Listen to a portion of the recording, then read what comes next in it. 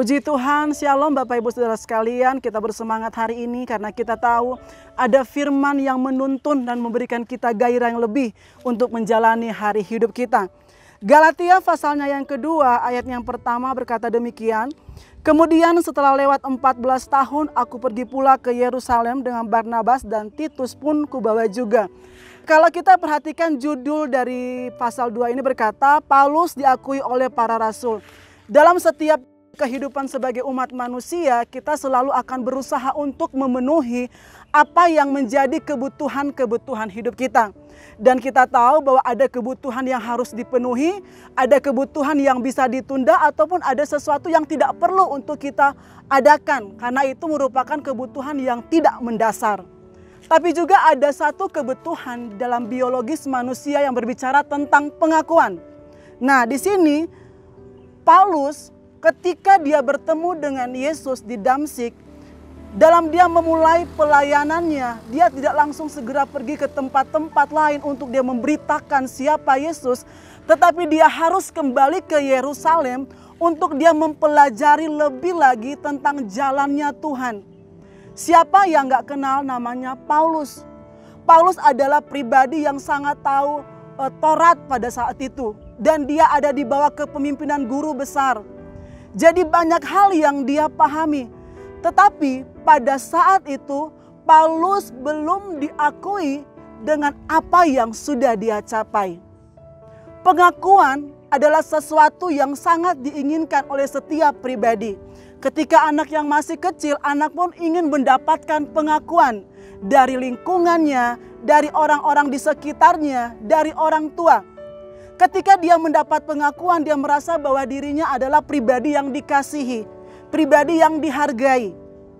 Anak remaja dalam pertumbuhannya, bahkan orang dewasa, bahkan yang sudah lanjut usia pun kepengen diakui. Itu tidak bisa kita pungkiri.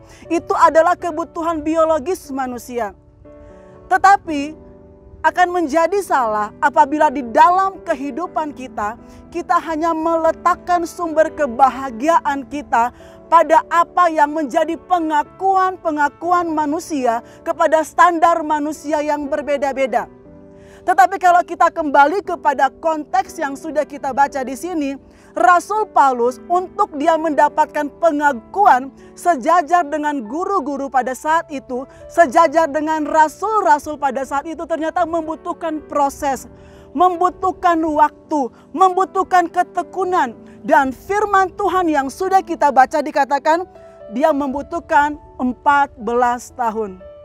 Bapak Ibu Saudara sekalian dikasih oleh Tuhan kita, ketika kita punya pencapaian dalam hidup ini, tidak lantas kan orang mengatakan atau orang mengakui apa yang sudah kita capai.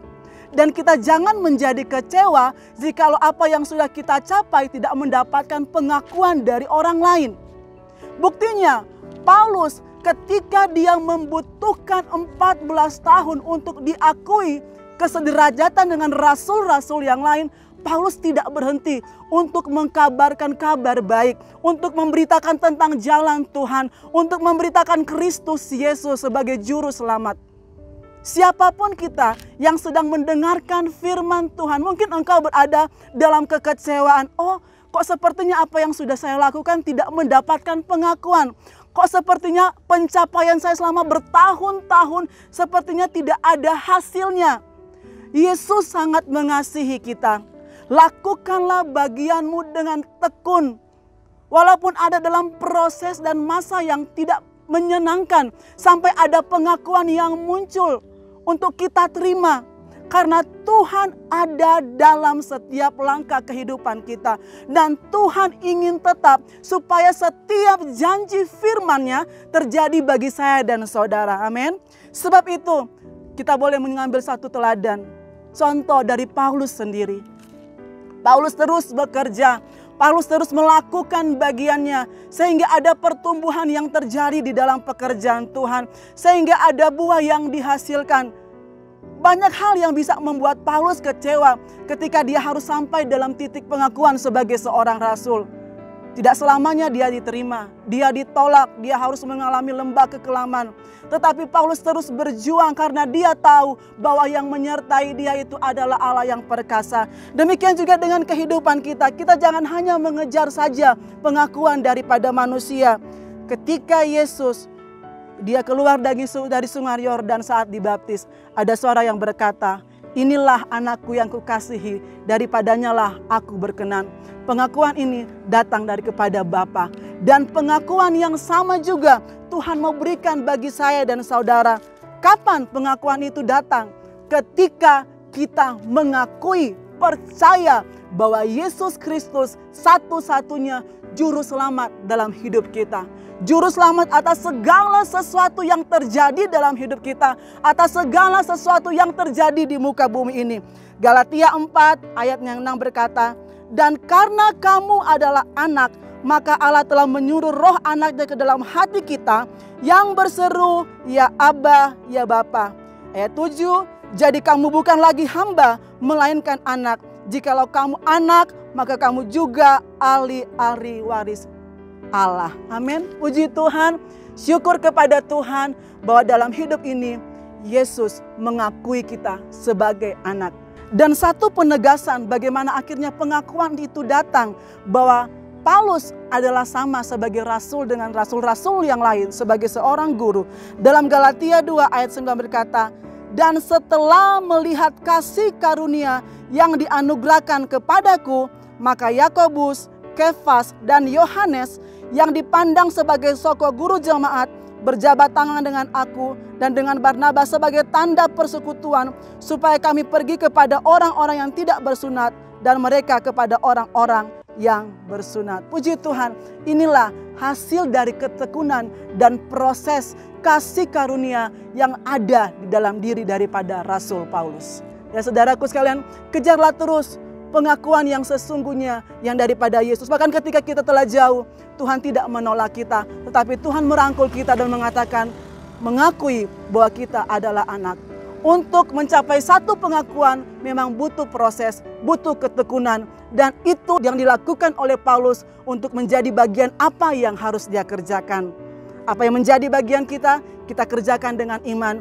Dan Tuhan Yesus sendiri yang akan memberikan damai sejahtera untuk kita melewati semuanya itu. Sebab itu tetap kuat, tetap bersemangat karena ada firman Kristus yang akan mengawali sepanjang perjalanan kehidupan kita pada hari ini. Mari kita berdoa.